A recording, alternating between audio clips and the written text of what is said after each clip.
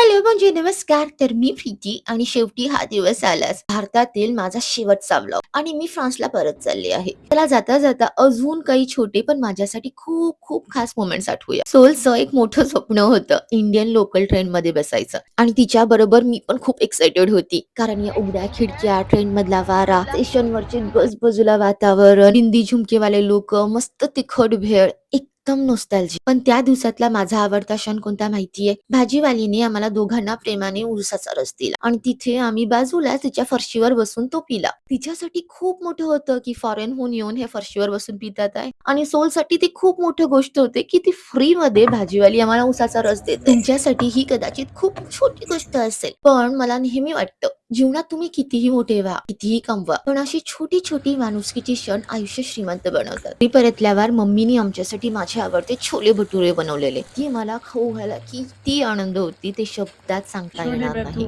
माझी मम्मी माझ्यासाठी master chef आहे. फक्त तिची मुलगी म्हणून बोलत नाहीये, पण तिच्या हातची चव खरंच तुम्ही लाखो करोडो रुपये दिले तरीही येणार नाही. ती एकदम बेस्ट आहे. तुम्ही जर फिशचा तिचा व्हिडिओ बघितला नसेल तर मी तुम्हाला लिंक देईन, तुम्ही नक्की नक्की बघा. छोले भटुरे एक नंबर बनले होते. मस्त फ्लफी असे भटुरे आणि मस्त तिखट आंबट असे छोले, खूप खूप छान होते. मीच नाही तर भारताबाहेर जे पण पोरं राहतात त्यांना जर विचारलं की तेलीपट काय करू शकणार, तर त्यांचं उत्तर नेहमीच एकच असेल, मम्मी. कांदे पोहे ते टाकून केलेले कांदे पोहे. जाता जाता आम्ही सगळ्या आवडत्या गोष्टी खाल्ल्या.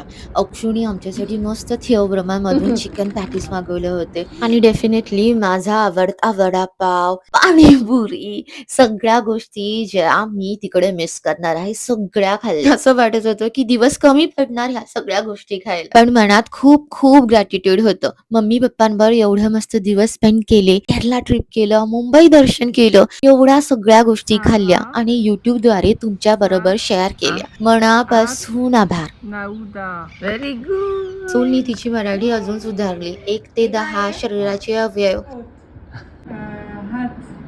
आणि मग कोणाचाही वाढदिवस नव्हता, पण तरीही सोलनी केक बनवला आमच्या आवडत्या प्रणिकासाठी. कारण पॅरिसला जाऊन आम्ही हे छोटे छोटे क्षण खूप मिस करणार आहोत. इंडियामधून जातीये, पण आपण आता पुन्हा भेटू फ्रान्स मधल्या नव्या प्रवासात. फ्रान्स मधून लवकरच मी तुमच्यासाठी मस्त मस्त व्लॉग्स घेऊन येणार आहे. तोपर्यंत काळजी घ्या आणि पुन्हा भेटूया नवीन व्लॉग मध्ये. सबस्क्राईब आणि लाईक नक्की करा.